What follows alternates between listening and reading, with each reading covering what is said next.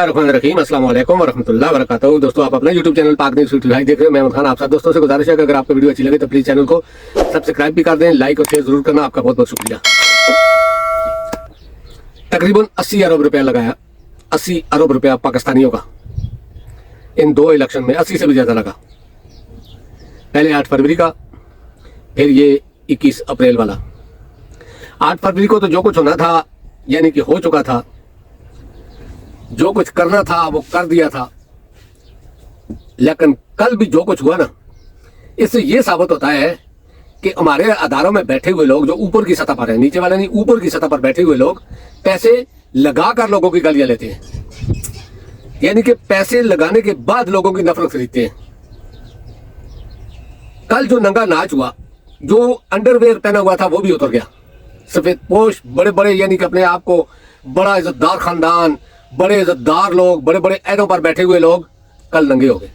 नंगे तो 8 फरवरी को भी हो गए थे, लेकिन थोड़ा बहुत जो बचा था ना, यानी कि उस टाइम सिर्फ उतरी थी सलवार और कमीज, अब अंडरवेयर भी उतर गया, बिल्कुल नंगे हो गए। और इस नंगा होने में भी वो खुशी महसूस करते हैं, फख्र महसूस कर रहे हैं, यानी कि जीत का जश्न मना रहे हैं। अब आप सोचो, क्या इस तरह की एस्टेब्लिशमेंट या इस तरह के अदारे में ऊपर के बैठे हुए लोग या इस तरह के जो इलेक्शन लड़ते हैं, इस तरह का क्या आपने दुनिया में कहीं देखे? कोई एक आदमी यानी कि जो समझता है, बूझता है, मुझे दिखा दो कि वो इस चीज को अच्छा समझ रहा हो। आपने पाकिस्तानियों का 80 अरब रुपया लगा दिया गालियां सुनने के लिए, लोगों की नफरत समेटने के लिए।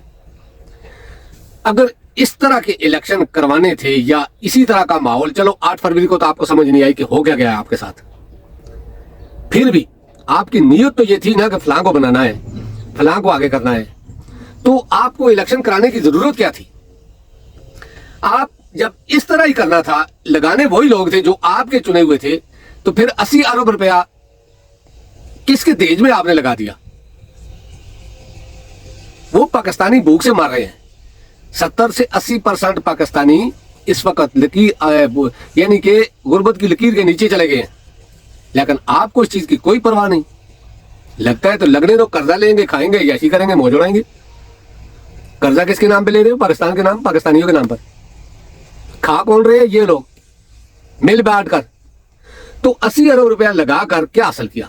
नफरत, जलालत, बेशर्मी, बेगैरत।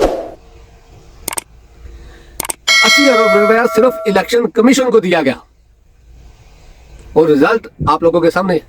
और कल का जो इलेक्शन हुआ वो भी आपके सामने है।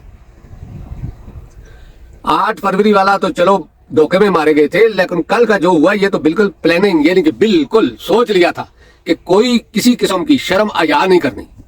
कपड़े उतारो, अंडरवेयर भी उतारो, मैदान में उतर जाओ। उतर गए लोगों के सारे शर्म से झुक के, लेकिन उतरने वाले बड़े फख्र से कह रहे हैं कि हम जीत गए, क्लीन स्वीप किया।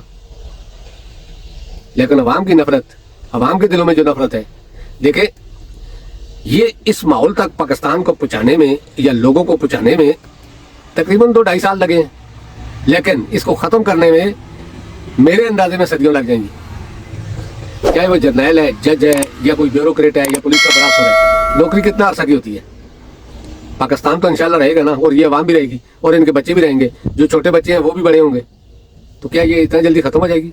एक तारीख लिखी जा चुकी है, पाकिस्तान के निजाम में एक तारीख लिखी जा चुकी है। ये तारीख सारी जिंदगी रहेगी, चाहे आप सोने के कपड़े या आबे ज़मज़म से भी नहाकर आओ ना, ये जो दब्बा लग चुका है ना, ये नहीं उतरेगा। 71 वाला तो लोग गलतफहमी में थे, उस टाइम पे कोई मीडिया का सिस्टम नहीं था, कोई सोशल मीडिया नहीं था, लोगों के पास मालूमात नहीं थी, जो कहते रहे वो सुनते रहे लोग। लेकिन जब से मालूमात आना शुरू हुई, मैं खुद इस चीज का गवाह हूं, क्योंकि मेरा बांग्लादेश में घर है, मैं जाता रहता हूं। मैंने बूढ़ी औरतों से ऐसी ऐसी कहानियां सुनी है कि जो मैं इस व्लॉग में नहीं बयान कर सकता, क्योंकि ये मैं पाकिस्तानी हूं, मेरी पाकिस्तान की इज्जत का मसला है, फौज मेरी इज्जत है, चंद जर्नैलों को छोड़कर। तो ऐसी ऐसी कहानियां मैंने सुनी है, तो सोचो फिर दूसरे लोगों को पता होगा जो हमेशा मुताला करते रहते हैं। तो मेरा ये कहने का मकसद है कि ये जो इलेक्शन करवाया, इसकी जरूरत कोई नहीं थी, ना 8 फरवरी वाले की और ना इसकी। और एक चीज जरूर हुई कि अल्लाह रब्बुल इज्जत ने जिन लोगों को थोड़ा बहुत नंगा किया हुआ था, कल के जो कल गुजरा है, इसमें सारा नंगा कर दिया। अब तो अवाम के सामने हर चीज खुलकर सामने आ चुकी है कि कौन आदमी कितना कितने पानी में है। जो लोग खुश हो रहे हैं ना जीत पर, वो जरा बाहर निकल के लोगों से तो पूछे कि हम जीत गए हैं। अगर लोगों ने उनके मुंह पर जूते ना मारे ना तो आपके नाम है। सिर्फ प्रोटोकॉल के बगैर आप बाहर निकले, पुलिस के बगैर जाकर पूछें किसी से। लोगों में एक नफरत है, नफरत का लावा है, और खास करके नुकसान जो हुआ है चंद गद्दार वतनों को लाने के लिए आगे आप खुद को गद्दार बनवा बैठे हो। जिनसे पाकिस्तानी नफरत करते थे उनको आगे किया, वो नफरत बांट कर अब तुम्हारे हिस्से में आ रही है। खुदा की कसम दिल दुखता है। हम पाकिस्तानी हैं, हम अपनी फौज से मोहब्बत करते हैं, अपने इदारों से मोहब्बत करते हैं, लेकिन जो कुछ हो रहा है इसमें लगता नहीं है कि लोग सुधर जाएंगे। क्योंकि कोई कहाँ एग्रीमेंट होता है, कोई कहाँ एग्रीमेंट होता है, कोई कहाँ से आ जाता है, कोई कहाँ से आ जाता है, और पाकिस्तान को गिद्धों की तरह नोचा जा रहा है, खसूटा जा रहा है, यानी कि चबाया जा रहा है, और चक्की में पाकिस्तानी पिस रहे हैं। कहानियां तो बहुत है। अगर कहानी सुनाऊं तो मेरा एक दोस्त हीरा मंडी में चला गया था, ये समझकर कि वो हीरों की मंडी है,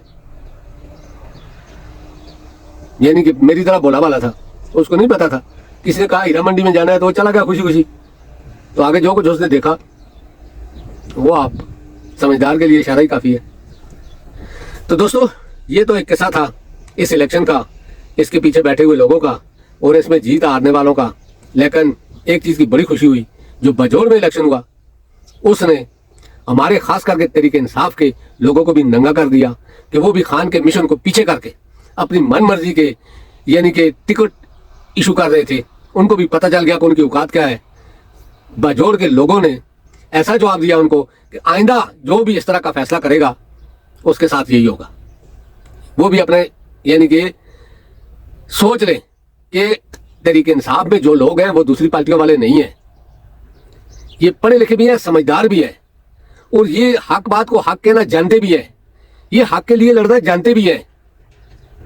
तो आप अगर आपको इन्होंने 8 फरवरी को जितवा दिया है और आप बड़े मगरमच्छ बनने की कोशिश कर रहे हो, शेर बनने की कोशिश कर रहे हो, तो यही लोग जमीन पर लाना भी जानते हैं। ये आपके सामने बजौड़ का इलेक्शन है, जिसको आपने टिकट दिया पार्टी का, दूसरी साइड में असल आदमी था, असल आदमी ने उस नकल को हरा दिया। तो आइंदा आप भी कुछ सोचो। हम आपको साथ दिया, आपका साथ दिया किस लिए कि एक तो आपने कोशिश करनी है, जद्दोजहद करनी है, लड़ना है, जो भी करना है, इमरान खान को बाहर निकालना है। लेकिन आप सब चीजों को भूल गए हो और सिर्फ अपनी अपनी कुर्सी लेकर, अपना अपना एक MNA MPA का प्रोटोकॉल लेकर बस अपने मजे कर रहे हो। लेकिन ये सोचना कि यही इलेक्शन नहीं है, आगे आने वाले भी इलेक्शन है, और ये खैबर पख्तूनख्वा वाले हैं। ये अगर किसी को सजा देना चाहे ना तो यही नतीजा होगा। कल को आप 5 वोटों के लिए भी तरसोगे। बेहतर फैसले करो पार्टी के लिए भी, और खान साहब को निकालने के लिए किसी तहरीक का आगाज करो, आप ऐलान करो, खुदा की कसम पाकिस्तान बाहर निकलेगा। शेर अफजल खान मरवत पंजाब में दाखिल हुआ, लोगों ने सर पर उठा लिया। तो आप खान के निकालने के लिए किसी तहरीक का ऐलान तो करो, लोग आपको आंखों पर बैठाएंगे। आप कोई यानी कि किसी किस्म का कुछ आगे तो बढ़ो। अगर नहीं बढ़ना है तो पीछे हटो, ऐलान करो कि नहीं, पाकिस्तानी अवाम जाने और खान जाने, खुदा की कसम खान 10 दिन में बाहर होगा। लोग देख रहे हैं अपने लीडरों को, लीडर बने हुए हैं गीदड़। तो गीदड़ों की तरीके इंसाफ में जगह नहीं है। ये मैं वाज़ा लफ्ज़ों में कह रहा हूं कि गीदड़ों की तरीके इंसाफ में जगह नहीं है। या अपनी अपनी पोजीशन छोड़ो, दूसरे के हवाले करो, या फिर आगे कदम बढ़ाओ। पाकिस्तानी आपके पीछे है, और ये वो पाकिस्तानी नहीं है दूसरी पार्टियों वाले कि बिरयानी की प्लेट दे दो, फलां दे दो। नहीं, वो अपना खर्चा भी करेंगे। खान के लिए हर पाकिस्तानी जो समझता है कि खान सच्चा है, और तकरीबन 95% लोग ये समझते हैं कि खान सच्चा है, तो फिर आप क्यों नहीं तहरीक का ऐलान करते हो? तो दोस्तों, अब तक के लिए इतना ही। इंशाल्लाह नेक्स्ट वीडियो में आपसे मुलाकात होगी। अल्लाह पाक आप सबको अपनी ज़बान में रखे। अल्लाह हाफ़िज़। अस्सलाम वालेकुम व रहमतुल्लाहि व बरकातहू।